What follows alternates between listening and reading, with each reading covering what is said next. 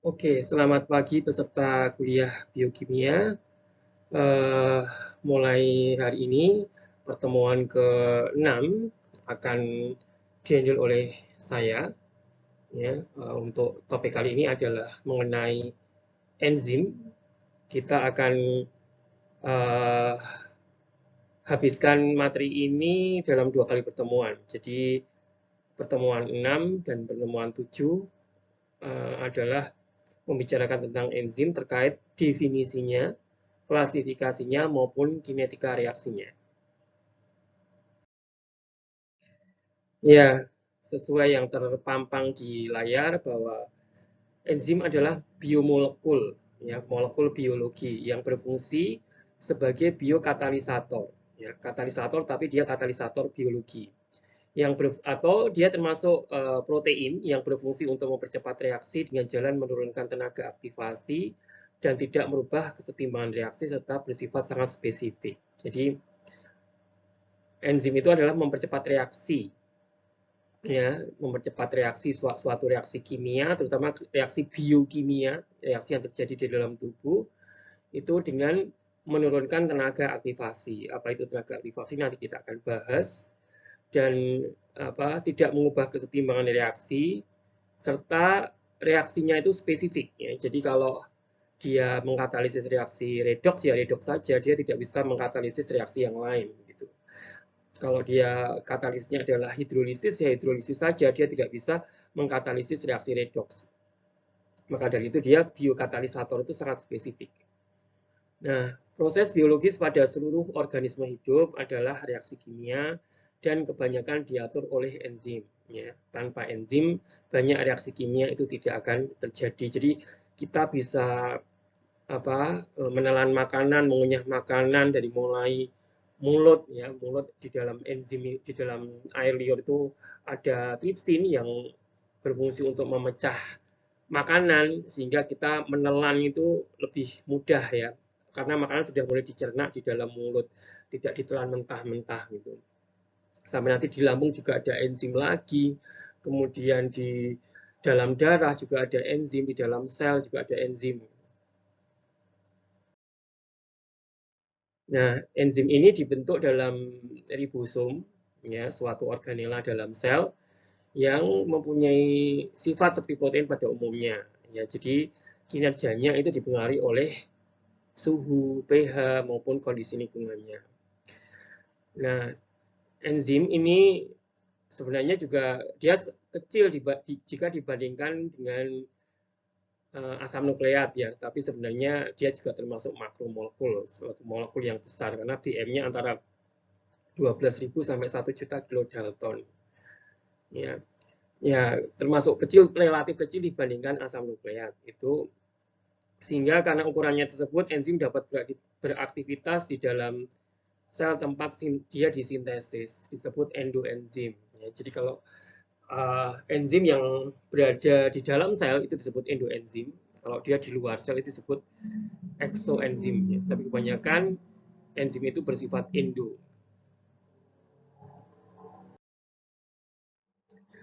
Nah, enzim ini katalisator, ya, mempercepat reaksi, ya.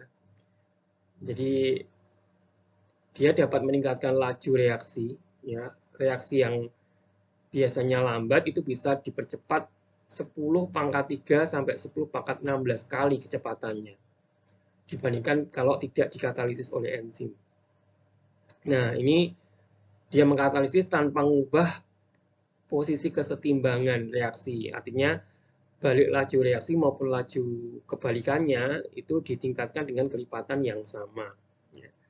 Nah, contoh salah satu enzim adalah urease. Urease ini bisa mempercepat reaksi menjadi 3 kali 10 pangkat 4 kecepatannya per detik. Ya, sedangkan yang tidak dikatalisis itu 3 kali 10 pangkat min 10 lambat sekali. Nah, sehingga rasio antara tanpa dengan katalis dengan tanpa katalis adalah 1 kali 10 pangkat 14. Nah, ini contohnya bagaimana urease itu mengkatalisis, ya, perubahan urea menjadi karbon dioksida.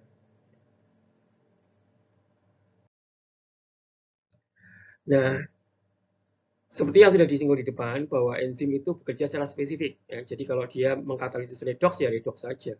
Hidrolisis, ya hidrolisis saja. Gitu. Di dalam suatu proses katalisis, enzim ini akan bereaksi dulu dengan yang namanya substrat. Ya, makanan dari enzim. Enzim itu bisa aktif kalau ada makanan. Makanannya itu namanya substrat. Ya, sehingga kalau dia bereaksi dan reaksinya berhasil, akan terbentuk senyawa baru atau produk. Nah, ini mekanismenya seperti ini. Jadi E itu enzim plus S itu substrat, ya. Nah, ini kemudian panah kanan kiri ini kalau terjadi reaksi berarti membentuk kompleks, tapi kompleks antara enzim substrat ini kalau berhasil dia akan membentuk produk. Tapi kalau tidak berhasil, energinya itu tidak cukup untuk bereaksi, dia akan terurai kembali menjadi enzim dan substrat semula. Nah, kalau reaksinya itu berhasil melampaui kompleks ini, maka akan terbentuk suatu produk dan enzim akan dilepaskan kembali. Kenapa kalau enzim itu dilepaskan kembali? Ya karena dia adalah katalis. Ya. Katalis itu mempercepat reaksi saja, setelah terbentuk produk dia akan kembali ke asal mulanya. Nah, enzim itu dibutuhkan dalam jumlah sedikit saja. Ya, sebuah molekul enzim dapat mengkatalisis 1000 molekul substrat per detik. Ya, enzim berperan penting dalam proses pencernaan ya di dalam perut ya dalam lambung kita ada enzim-enzim yang protease misalnya ya. Kalau daging itu harus dicerna ya. Kalau tidak dicerna nanti keluar masih dalam bentuk daging. Ya, itu yang mencerna daging-daging itu protein-protein yang kuat yang menyokong daging itu di diges atau dicerna oleh protease misalnya. Enzim berperan dalam metabolisme antara, jadi bagaimana kita bisa bernafas, ya, bagaimana darah bisa mengalir, bagaimana denyut jantung bisa bekerja, itu banyak sekali dipengaruhi oleh enzim-enzim yang berperan di situ. Ya, nanti lama-kelamaan kita akan mengetahuinya dari berbagai mata kuliah. Gitu. Nah, berperan dalam percepatan reaksi dan merembak molekul yang lebih besar menjadi molekul yang lebih kecil atau sebaliknya. Ya. Nah, enzim-enzim juga bisa berperan sebagai alat diagnostik. Ya, sebagai contohnya, waktu dalam praktikum penetapan kadar gula di dalam darah, itu kan menggunakan enzim peroksidase. Ya, itu kan untuk salah satu diagnostik keberadaan kadar gula di dalam darah. Kemudian berperanan dalam pengobatan. Ya, karena banyak penyakit yang penyebabnya ini karena adanya aktivitas suatu enzim. Ya, makanya obat-obat itu banyak yang bekerjanya dengan cara menonaktifkan enzim. Ya, misalnya penyakit bengkak, inflamasi itu disebabkan oleh enzim yang namanya siklooksigenase. Sehingga obat-obat seperti aspirin, asam mefenamat, paracetamol itu bekerja dengan menghambat siklooksigenase tersebut. Dan masih banyak yang lain, nanti lama-kelamaan akan tahu. Nah, hierarki enzim itu secara komposisinya itu enzim bisa dibagi menjadi enzim suatu protein sederhana, ya, atau suatu enzim yang berkompleks dengan senyawa lain, ya. Haloenzim, holoenzim sebenarnya itu. Nah, holoenzim ini tersusun atas bagian yang apoenzim, bagian yang merupakan proteinnya, dan bagian yang non protein itu disebut prostetik. Nah, kemudian gugus prostetik, biasa disebut gugus prostetik ini disebut juga kofaktor, ya, yaitu membantu itu kan biasanya membantu bekerjanya suatu enzim. Biasanya logam-logam ya, atau kita sebut metaloenzim, ada magnesium, ada besi, ada zins dan yang lain. Dan juga yang bukan logam ya, yang juga membantu bekerjanya suatu enzim ya. Disebut koenzim, contohnya riboflavin, biotinil dan sebagainya, vitamin-vitamin. Koenzim merupakan non-protein molekul ya, yang membantu bekerja suatu enzim. Ya.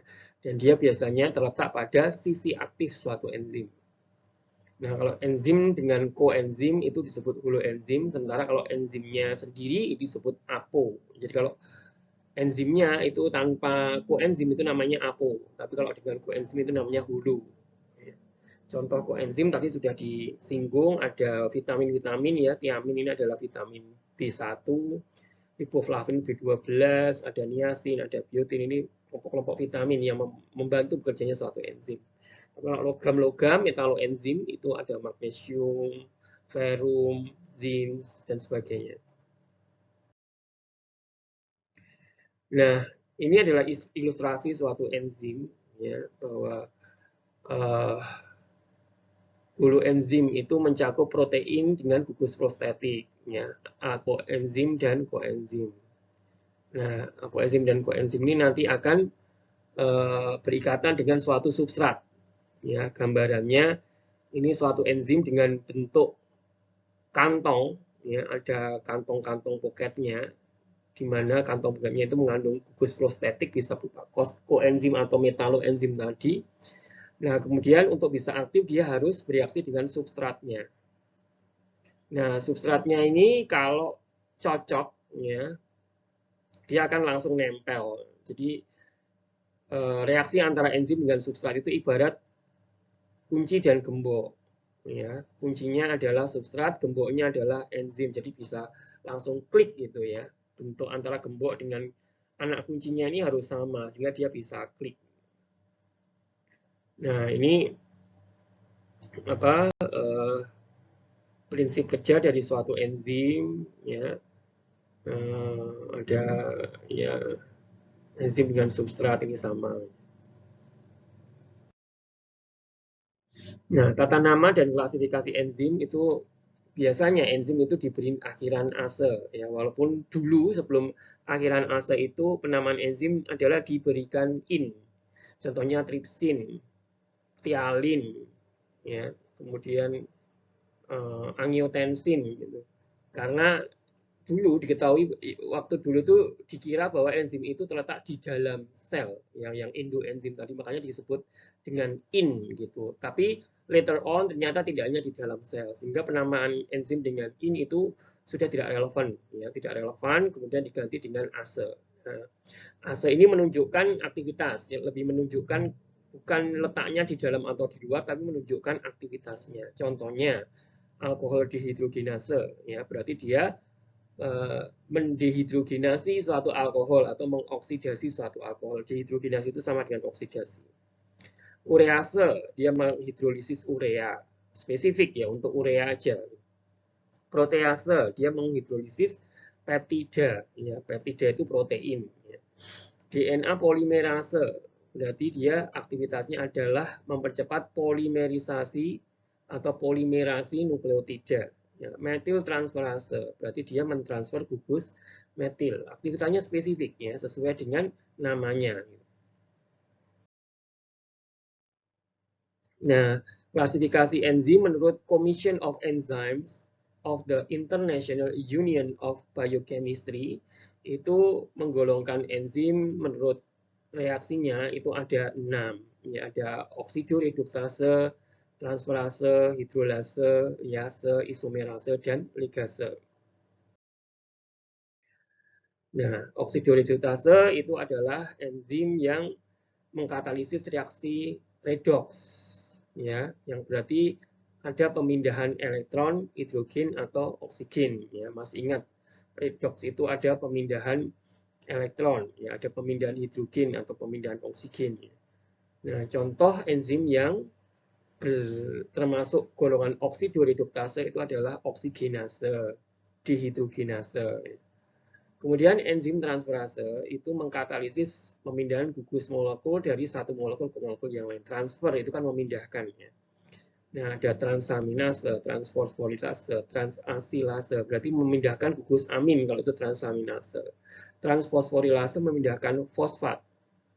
Kemudian transasilase berarti memindahkan gugus asil. Ya, asil itu CH3CO ikatan rangka. Nah, hidrolase itu berarti sesuai dengan namanya hidro, itu berarti air ya. Hidrolisis.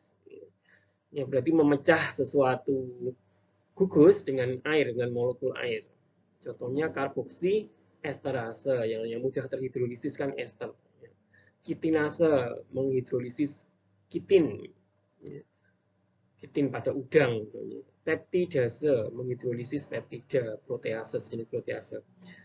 Enzim yang mengkatalisis pengambilan atau penambahan gugus dari suatu molekul tanpa melalui proses hidrolisis disebut liase. Ya, jadi dia bisa mengambil gugusan, ya, gugus fungsional tanpa melalui proses hidrolisis, itu disebut enzim liase. Ini memang agak unik nih. Contohnya fumarase, dekarboksilase,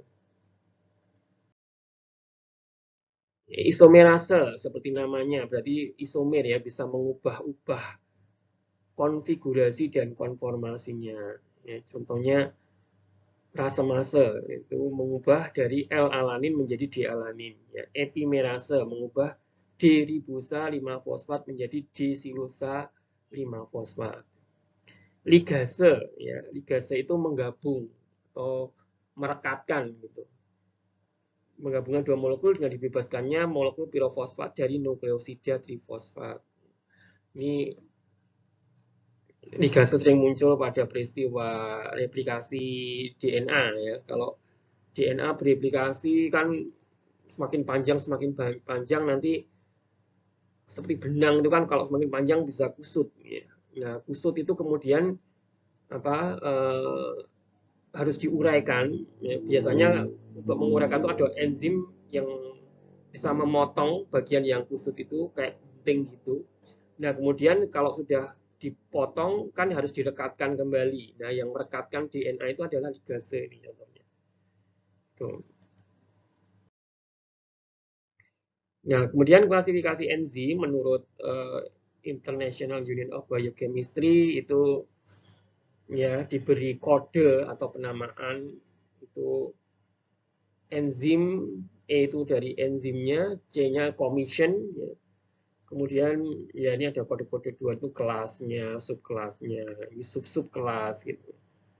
Ya, tidak perlu khawatir, saya tidak akan menanyakan tentang kata nama kode-kode ini ya, tapi cuma sekedar tahu saja. Contohnya nama sistematiknya ATP ini EC27130 ini adalah kode dari gliserol 3 fosfotransferase. Itu nama resminya ya, tapi kalau nama dagang yang terkenal ya, nama bekennya istilahnya itu adalah gliserol kinase. Kemudian contoh lain adalah laktat atau NAD oksidoreduktase, nikotinamid adenin oksidoreduktase. Itu nomor sistematiknya seperti ini. Ya, seperti tadi menunjukkan kelas, subkelasnya gitu. Ya, kemudian ya angka kedua menunjukkan subkelompok gugus kimia yang diubah, yaitu CHOH. Kemudian angka ketiga menunjukkan subkelompok yang menunjukkan bahwa NADP atau NADP itu sebagai hidrogen akseptor. Angka keempat menunjukkan nama enzim, kemudian nama yang bekennya adalah laktat dehidrogenase. Nah, ini adalah contoh-contoh enzim dari berbagai kelas tadi. Oksidoreduktase itu contohnya alkohol dehidrogenase. Dia mengkatalisis oksidasi alkohol menjadi aldehid. Kemudian transferase contohnya heksokinase. Ya, dia mentransfer gugus fosfat ya sesuai dengan namanya dari D-glukosa menjadi D-glukosa 6-fosfat. Ini mengalami fosforilasi. Hidrolase contohnya adalah karboksipeptidase. Ya, jadi dia menghidrolisis ya bagian karboksipeptidase di sini yang berwarna merah ini. Ini kemudian dihidrolisis menjadi polipeptida yang pendek dan kemudian satu asam amino lepas. Liase tadi yang bisa mengambil gugus tanpa melalui proses hidrolisis. Contohnya pirufat dekarboksilase. Ya, ini pirufat kemudian di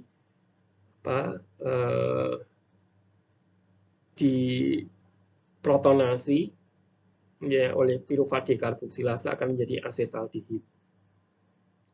Isomerase tadi sudah ya, maleat isomerase itu mengubah maleat menjadi fumarat. Ya, nah di sini yang tadinya ini apa cis ya, yang posisinya itu cis kemudian menjadi trans di sini ya karena isomer, yaitu isomer.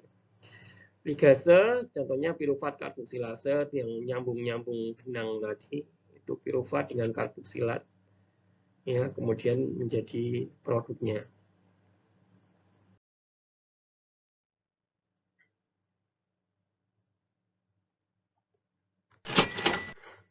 Ya, ini mekanisme kerja enzim. Enzim, substrat, gugus prostetik, ya. Kemudian kompleks sudah menjadi produk, kemudian produk akan lepas beserta enzimnya. Jadi ketika sudah berhasil untuk produk, nanti enzim akan kembali ke tempat asalnya.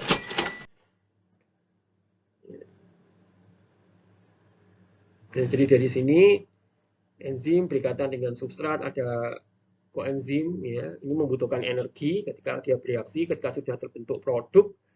Nah, ini produk akan dilepaskan, ya, enzim juga akan lepas kembali, ini akan melepaskan energi. Baterai ini ada energi yang digunakan ketika dia bereaksi dan ketika sudah terbentuk produk ada energi yang dilepaskan. Nah, tanpa enzim reaksi akan berjalan lambat, ya, membutuhkan pemanasan, kemudian butuh tekanan, ya, butuh diaduk gitu misalnya. Tapi reaksi yang menggunakan enzim itu memberikan suatu lingkungan yang spesifik di dalam sisi aktifnya, sehingga reaksi secara energetik dapat lebih mudah terjadi. Nah, bagaimana enzim bisa mempercepat reaksi itu bisa dijelaskan dengan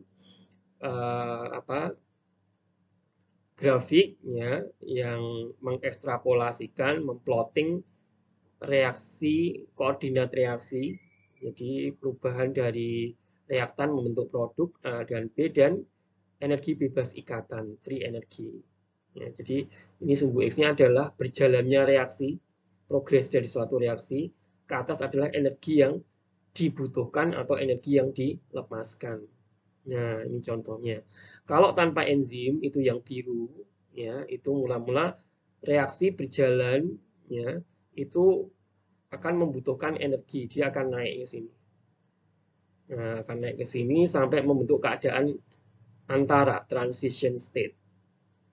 Nah, ini untuk ke atas ini kan berat ya. Kalau tidak ada katalis, tidak ada pemanasan, tidak ada pengadukan, nanti energi yang dibutuhkan itu besar, makanya ini tinggi sekali. Nah, kalau dia berhasil itu membentuk produk, maka dia akan turun. Ya, ketika sudah terbentuk produk, energinya akan turun. Nah, ini jarak antara reaksi mula-mula, keadaan energi mula-mula sampai ke tingkat transisi itu disebut delta G, ya, energi bebas yang biru ini yang tanpa katalisator. Nah, kalau kita menambahkan katalisator, contohnya enzim, itu tidak ngoyo gitu. Jadi karena enzim itu mempercepat reaksi, itu tidak perlu energi yang banyak.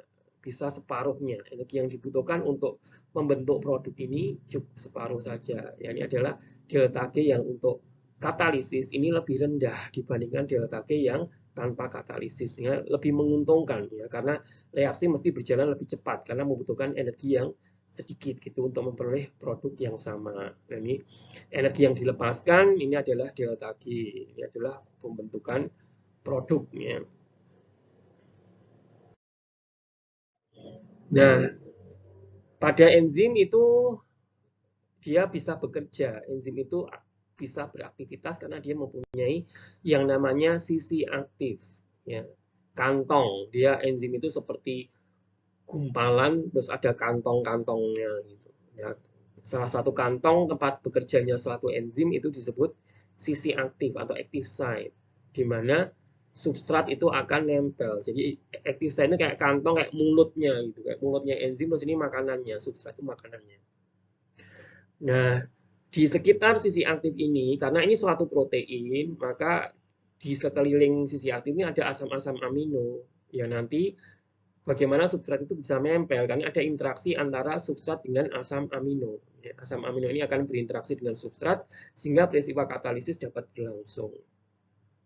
Lalu substrat terikat pada sisi aktif dengan interaksi atau ikatan yang lemah. Ya, yang dimaksud interaksi ini ada interaksi hidrogen, ya, ada interaksi van der Waals, ada interaksi polar, non-polar. Nah, spesifitas enzim dipengaruhi oleh asam amino yang menyusun sisi aktif suatu enzim. Jadi, tidak semua asam amino pada sisi aktif ini penting, ya. Ada yang khusus, ya, ada yang spesifik gitu, yang dia akan menarik substrat ini untuk masuk ke dalamnya. Sisi aktif mempunyai dua bagian yang penting, yaitu bagian yang mengenali substrat dan mengikatnya, dan bagian yang mengkatalisis reaksi. Nah, ini ilustrasi juga gambar sisi aktif enzim dengan asam amino yang terlibat. Ya, contohnya ini suatu enzim mempunyai asam amino, contohnya aspartat 100,02. Angka-angka ini menunjukkan urut-urutannya ya, dari mulai urutan pertama sampai ya terserah, ada yang sampai 200, ada yang sampai 300, ada yang sampai 1000 ya. Itu berikatan dengan substratnya. Ini contohnya yang di tengah ini adalah segi 5, ini adalah substratnya. Dia berikatan, dia masuk ke sisi aktif enzim karena berikatan dengan aspartat 102, histidin 57, dan serin 195. Ini asam-asam amino yang terdapat pada sisi aktif suatu enzim. Nah, kemudian ketika sudah berinteraksi, ini akan terjadi katalisis, ya, proses katalisis. Ya, ini contohnya. Nah, ini terjadi interaksi antara atom N dengan oksigen pada aspartat, kemudian atom H dengan gugus etanol pada serin. Ada interaksi-interaksi di sini. Nah, ini beberapa asam amino yang banyak sekali ditemui pada enzim-enzim ya, yang dia yang bersifat mengkatalisis suatu reaksi kimia. Itu ada banyak ada residu. Residu itu adalah rantai samping dari asam amino. Itu contohnya asam amino glutamat, aspartat, ya, ini akan bereaksi dengan dia bisa bereaksi karena mempunyai gugus asam, ya, LCOOH menjadi RCOO-. Ini kan termasuk asam amino yang sifatnya asam. Ya. Lisin, arginin ini basa. Ya. Dia merupakan proton aseptor, ya, bermuatan positif. Kemudian karena dia menerima proton, dia bisa bermuatan positif. Nah, ini sebagai aseptor. Sistein karena mempunyai sulfhidril, ya, SH itu sulfhidril atau tiol, disebut juga tiol atau sulfhidril. Nah, ini mampu menerima proton. Histidin, ya, histidin ini segi 5 seperti ini, ya, kemudian ada atom N-nya yang bisa bermuatan positif. Ini juga aseptor proton. Serin, ya, ini gugus alkoholnya. Ini dia donor. Kemudian tirosin itu juga alkohol, tapi dia terikat pada suatu cincin aromatik. Nah, ini merupakan asam-asam amino yang banyak sekali berperan sebagai katalisator. Ya, tidak semua asam amino, hanya asam-asam amino tertentu yang biasa bekerja sebagai katalisnya. Nah, enzim katalisis reaksi dengan cara meningkatkan laju reaksi, mempercepat reaksi kimia. Dia meningkatkan laju reaksi dengan cara menurunkan energi aktivasi. Jadi dari grafik tadi kan, kalau tanpa enzim itu kan tinggi gitu untuk mencapai keadaan teraktivasi atau transisinya tadi. Nah, enzim itu bisa menurunkan agar energi yang digunakan itu tidak terlalu tinggi. Ya. Cara kerja enzim dapat dijelaskan dengan dua teori, yaitu teori lock and key serta teori induced teori. Ya, apa itu akan kita paparkan. Teori lock and key, ya, ini teori yang klasik, yang lama, bahwa enzim dengan substrat itu akan bereaksi melalui yang saya jelaskan tadi, gembok dan kunci.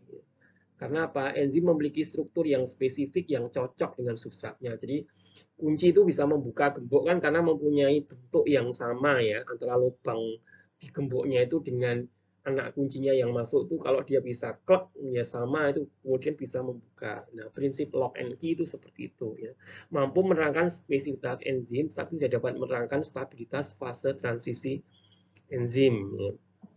Jadi ada kelebihan dan kekurangannya antara lock and key dengan induced fit teori gitu. Nah, lock and key itu hanya mampu menerangkan spesifisitas ya. Jadi dia menganalogikan bahwa gembok itu diam ya, enzimnya itu diam, kemudian kuncinya yang bergerak-gerak. Itu teori lock and key ya. Tapi kemudian menjadi kurang relevan karena pada kenyataannya enzim di dalam tubuh itu tidak diam. Sementara kalau lock and key itu locknya itu diam gitu. Padahal kenyataannya tidak diam, enzim itu bergerak-gerak. Sehingga ada teori baru yang namanya teori induced fit. Ya, induce itu menginduksi, fit itu agar fit gitu. Jadi bahwa enzim itu bisa fleksibel gitu ya.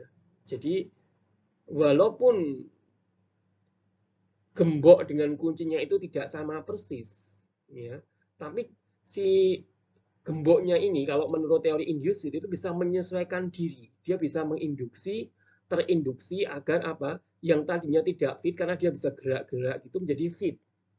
Ya, itu bedanya lock and key dengan induced fit. Jadi kalau lock and key itu menganalogikan enzimnya itu diam atau kaku, kemudian anak kunci kan yang bergerak-gerak untuk membuka kuncinya itu, ya agar klek gitu.